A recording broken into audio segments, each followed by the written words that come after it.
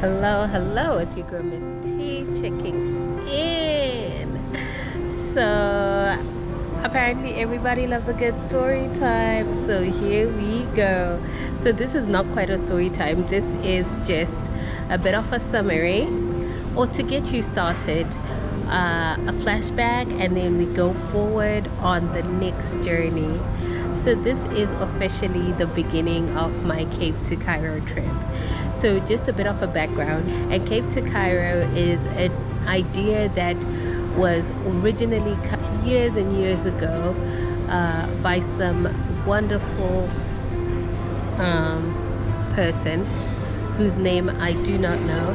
However, the very first person I'm aware of to start pinning down the idea, to start putting the vision to light, was Cecil John Rhodes, whose mission was to build a railway to connect Cape Town to Cairo, and this would be in aid of helping the trade across the continent.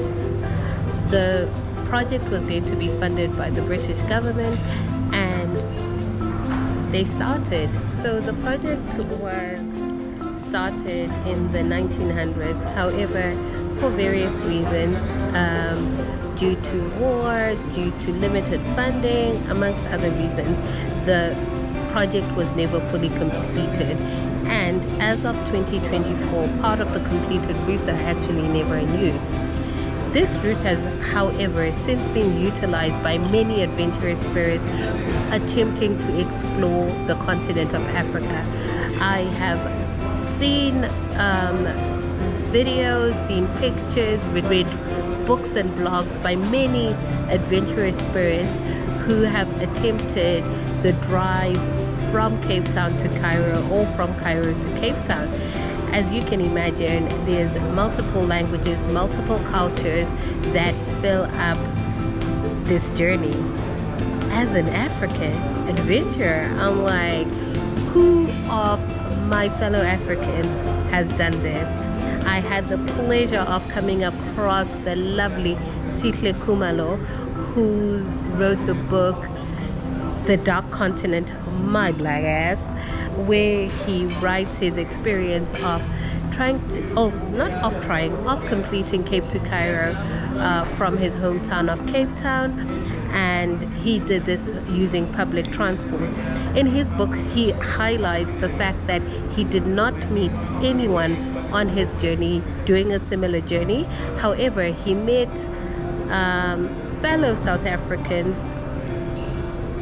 white South Africans who are actually doing the journey by car. One of the limiting factors for a lot of Africans to do a journey like that is cost, as well as passport privilege. There are a lot of restrictions for many people to travel across Africa.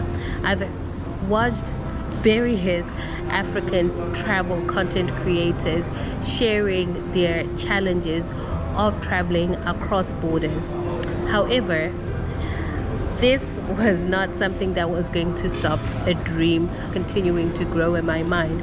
I managed to gather 2 other crazy girlfriends and a potential guy friend who were going to join me on a journey similar to this. We were going to buy our own 4x4, ship it to Egypt, and then no, we weren't going to ship it to Egypt for safety reasons across Sudan.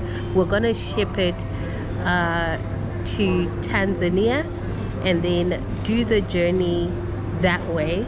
So we would go to Egypt and then go to Ethiopia, then pick the car up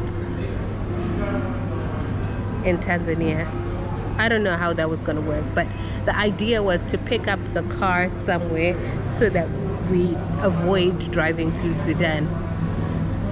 Life became life, and unfortunately my friends were not able to come out of the group chat.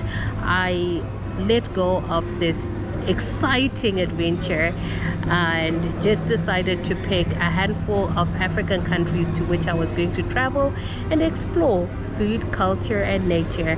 However, when I was in Rwanda, I met 2 lovely European ladies who managed to convince me that the dream of Cape to Cairo did not have to come to an end. They had traveled extensively through Africa and started off by showing me how to do it by public transport. We took a road trip from Kigali out to Lake Kivu, had an enjoyable time, stress-free, and this actually invigorated the idea that the Cape to Cairo dream did not have to end. I did a trial run because usually when I travel around Africa, I fly. And I will also add, I hadn't traveled extensively around Africa. So I flew out to Kenya, and if I was able to get back to Kigali, which was home for 6 weeks at the beginning of the year, this would mean I could do Cape to Cairo on my own by road. I did. 36 hours later, I got from Nairobi to Kigali. I was ecstatic. And just like that, Cape to Cairo as a trip was revived. This time I would use public transport to travel from Cape Town to Cairo. As I had been all over Asia before on my own, I was somewhat confident that I would be able to embark on the journey. Anyhow, the beginning of the journey was with friends, was with my beautiful sister, and instead of me talking too much on this video, let's get into it. I will be sharing over the next few weeks my journey from Cape to Cairo. I will also add that at the beginning of this journey, I had not really thought actively about starting YouTube, and therefore to start off with, I'll be using pictures, storytelling, just to fill in the gaps so that you have a knowledge and understanding of what I'm talking about. I hope you enjoy this content. Please feel free to share it with your friends and family and whoever you think might be interested. I would like other fellow Africans to know what else is possible on the African continent. Also, in line with my hope to try and increase or promote travel amongst Africans, I did most of this journey on my Zimbabwean passport. I will share how this went along the way, but let me stop talking and let's get straight into Cape Town.